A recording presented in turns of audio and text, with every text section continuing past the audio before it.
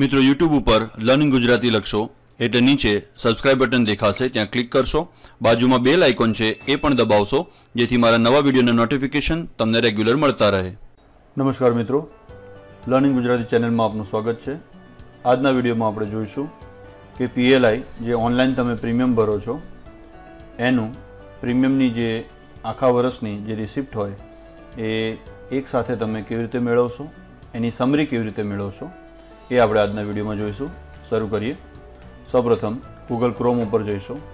Google chrome ઉપર જઈને તમે જ્યારે કસ્ટમર આઈડી અને પાસવર્ડ તમે નાખશો ત્યાર પછી ઉપર જે કેપ્ચા કોડ છે એ આપણે અહીંયા નાખીશું। કેપ્ચા કોડ નાખ્યા પછી લોગિન ઉપર ક્લિક કરશો એટલે તમારું જે પોલિસીનું જે ઇન્ટરફેસ છે એ આવી જશે।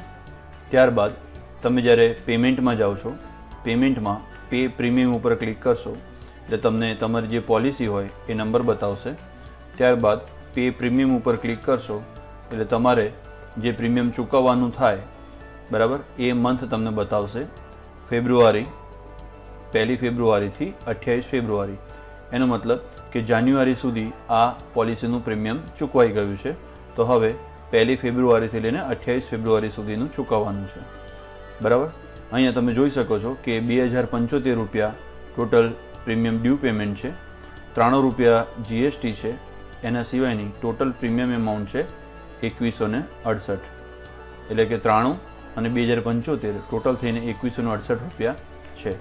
હવે આ પ્રીમિયમનું જે પોલિસીનું જે પ્રીમિયમ છે હું અત્યારે ભરવા જઈ રહ્યો છું, તો ફેબ્રુઆરી અને 28/2 એનો મતલબ કે એક જ મંથ છે, તો અહીંયા એકને બદલે હું અહીંયા 2 મહિના કરું છું, તો તમે જુઓ છો કે ડેટ બદલાઈ ગઈ 1 ફેબ્રુઆરીથી થઈને 31/3/19। ઓકે, તો 2 મહિનાનું આપણે એક સાથે અહીંયા પ્રીમિયમ પે કરીએ છીએ।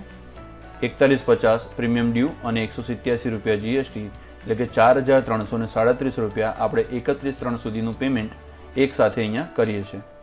ત્યાર પછી કન્ફર્મ પેમેન્ટ કરશું બરાબર।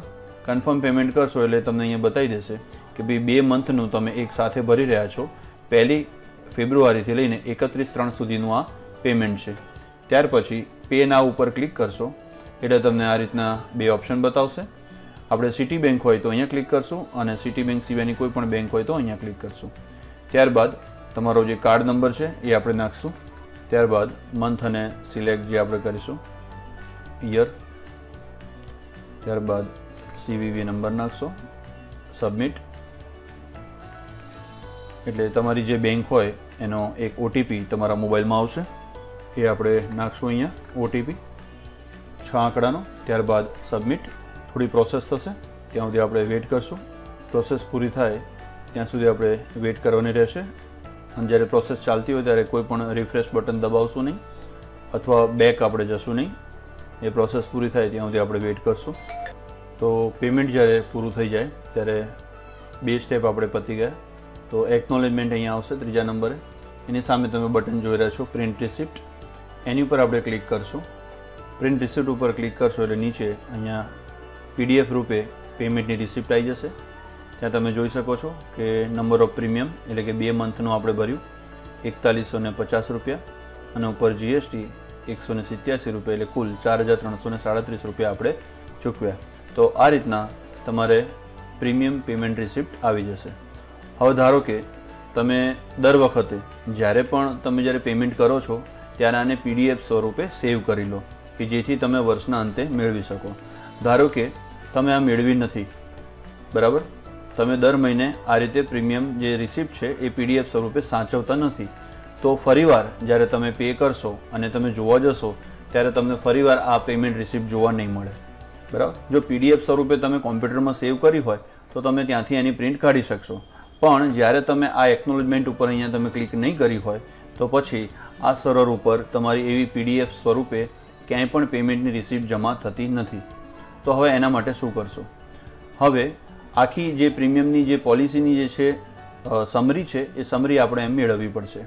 તો સમરી મેળવવા માટે આપણે ટૂલ્સ એન્ડ યુટિલિટીઝમાં જઈશું, ત્યારબાદ પેમેન્ટ હિસ્ટ્રીમાં જઈશું, એની ઉપર ક્લિક કરશો એટલે તમારો પોલિસી નંબર સિલેક્ટ કરવાનો કહેશે, ત્યાં આપણે ક્લિક કરશું અને ગેટ પેમેન્ટ હિસ્ટ્રી એની ઉપર ક્લિક કરશો તો અહીંયા તમે જોઈ શકો છો કે મેં લાસ્ટમાં જેટલા પ્રીમિયમ અહીંયા પેમેન્ટ કર્યું હોય એ અહીંયા બતાવી દેશે।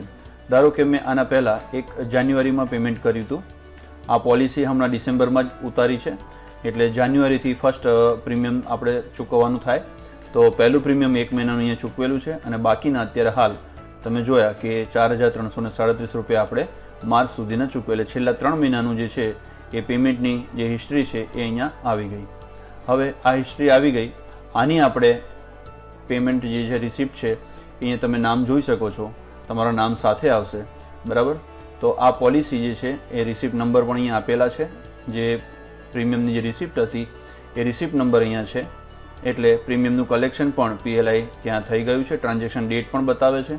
તમારે માત્ર આને Ctrl+P કોમ્પ્યુટર ઉપરથી, જે કીબોર્ડ ઉપરથી Ctrl+P દબાવશો એટલે આ રીતના તમને એક રિસિપ્ટ તૈયાર થઈ જશે કે જે સમરી હશે છેલ્લા 12 મહિનામાં તમે ચૂકવેલા પ્રીમિયમની, બરાબર. તો જ્યાંથી જે પ્રીમિયમની તમે ચૂકવણી કરેલી હોય આ રીતના તમે એ પેજની પ્રિન્ટ લઈ શકશો અને તમે સેવ પણ કરી શકશો. જો તમારે પ્રિન્ટ કાઢવી હોય તો તમારું પ્રિન્ટર સિલેક્ટ કરશો એટલે તમારે સીધી પ્રિન્ટનું ઓપ્શન પણ આવી જશે. તો આ રીતના મિત્રો તમે પ્રીમિયમની અલગ અલગ જે સમરી છે એ સમરી આ રીતે મેળવી શકશો અને તમારે જે સબમિટ કરવાની હોય ઇન્કમ ટેક્સમાં તો તમે આ રીતે કરી શકશો. પણ જ્યારે તમે પર્ટિક્યુલર કોઈ પ્રીમિયમ ચૂકવો છો ત્યારે તમને એક્ઝેક્ટ એની જે પોલિસીની જે પ્રીમિયમની રિસિપ્ટ છે એ ત્યારે જ મળવાપાત્ર છે, પછીથી આમાં કોઈ સેવ થતી નથી. પણ મારી એક નમ્ર સલાહ છે કે જ્યારે તમે પ્રીમિયમ કરતા હોય ત્યારે આ રીતે તમે PDF સ્વરૂપે એને સેવ જ કરી લો.